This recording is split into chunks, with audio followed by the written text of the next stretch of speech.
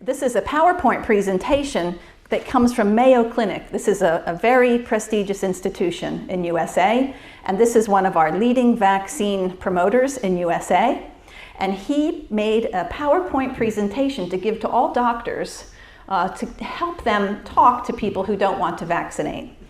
And I just took out a couple of slides to show you. It was a very long presentation, but he basically is coaching these doctors how to deal with you.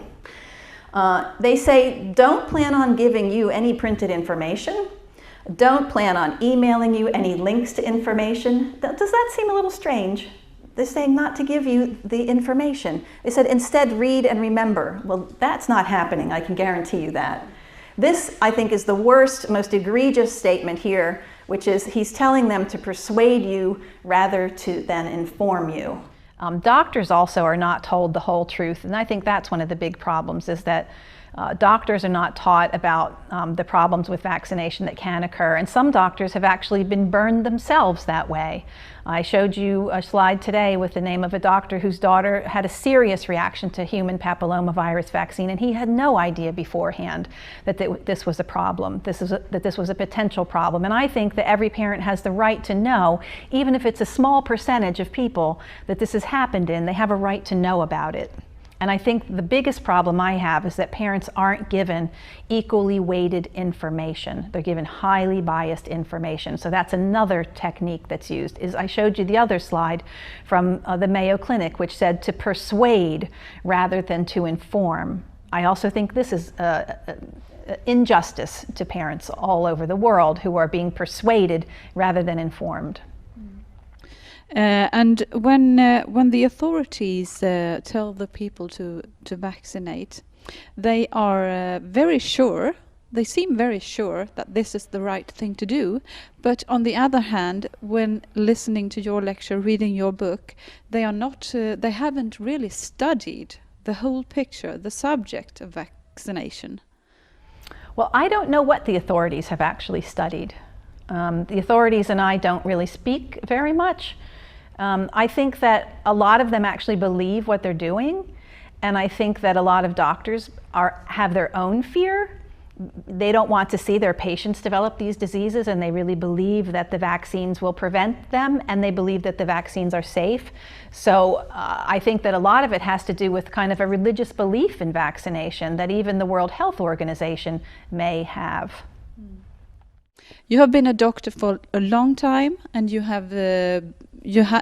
used to believe in vaccination, and you have even given people vaccination yourself. And after some circumstances, you done your research. How did you feel during the time that you did your research?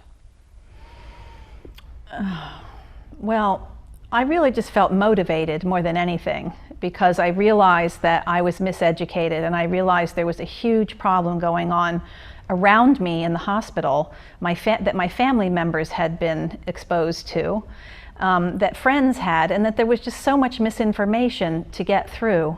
And so mostly I just felt motivated to learn as much as I could, because I found that knowledge made my my new beliefs about the problems have more weight. And I think that if we want to make an argument for anything, we need to have as much knowledge as we can. So it's really been my priority to read and read and read and understand as much of the science and the medical literature as possible. But how did you react? Did you feel like betrayed, or because you went from being totally convinced that vaccination is a very good thing to do, to a more skeptical point? Well, I take responsibility for what I've done in my life. And so if somebody made me go to medical school and kept everything away from me, maybe I would feel betrayed. But I chose to go to medical school, and I chose to limit my reading material to the degree that I did.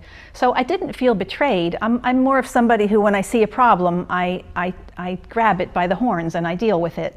And so that's what I did when I started this. What I realized is that it wasn't just the only area in medicine that I had not learned the full spectrum of information, and it wasn't the only area of medicine where the people that were teaching me didn't even understand as much as they needed to understand to make the statements that they were making, that there are other areas. You know, even treating high blood pressure turned out not to be taught to me the way that I would want to do now that I have read more and understand more about the way the body really works. So if anything, once I understood the problems with vaccination, it had me looking more at other areas of medicine.